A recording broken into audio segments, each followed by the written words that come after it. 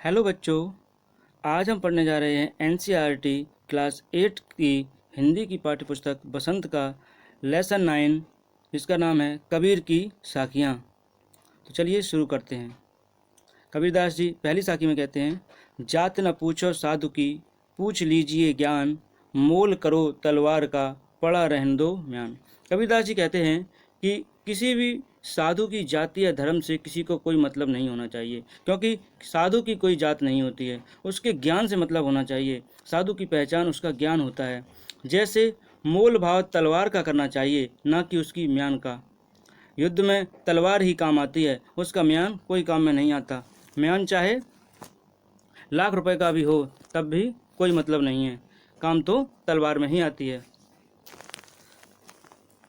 अगली साखी है, आवत गारी एक है, उलट होए अनेक, कहें कबीर नहीं उलटिए, वही एक की एक।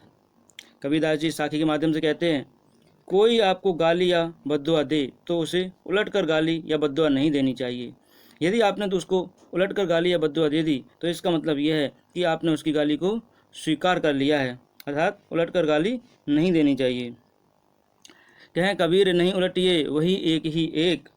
और आगे वो कहते हैं कि उसे चुपचाप सुन लेने से ही भलाई है, बहस को बढ़ाने से मन का कलेश ही बढ़ता है और कुछ नहीं। अर्थात कहने का भाव ये है कि अगर कोई दूसरा आपको गाली दे रहा है तो आपको चुप रहना चाहिए, वो गाली आपको नहीं लगेगी बल्कि उसी को लगेगी। ठीक है।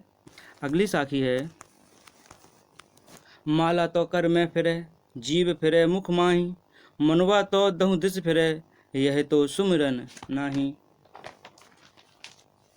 कबीरदास जी कहते हैं, जो लोग माला को फेर फेर कर क्या करते हैं, भजन करते हैं, उनसे उनको सख्त नफरत है। कबीरदास जी बाहरी आडंबर और ढोंग से सख्त नफरत करते थे, इसीलिए उन्होंने कहा है कि जो ढोंगी लोग होते हैं वो माला को हाथ में लेकर के और भजन करते हैं, मंत्रों का उच्चारण करते हैं, मुंह में तो मंत्र पढ़ते हैं लेकिन उनका मन पता नहीं कहाँ पर घूम रहा होता है और वो सच्ची पूजा नहीं करते हैं। माला फेरने के साथ साथ मन भी उनका दसों दिशाओं में भटकता रहता है। अर्थात व्यक्ति को ऊपरी आडंबर नहीं करना चाहिए बल्कि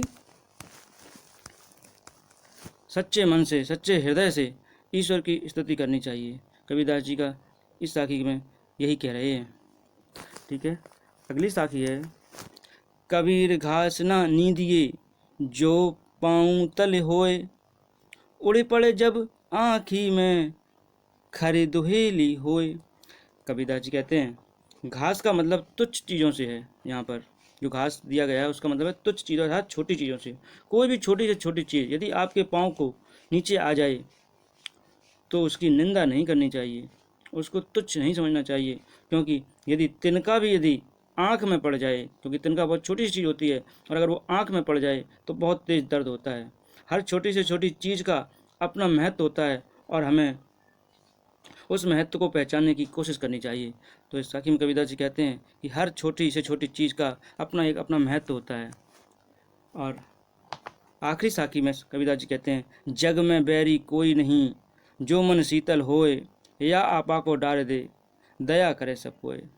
तो कबीरदास के कहने का मतलब है, यदि आपका मन शांत रहता है, यदि आपका मन चंचल नहीं है, आपके मन में शांति है, तो किसी से भी दुश्मनी नहीं हो सकती, कोई भी आपका दुश्मन नहीं बन सकता।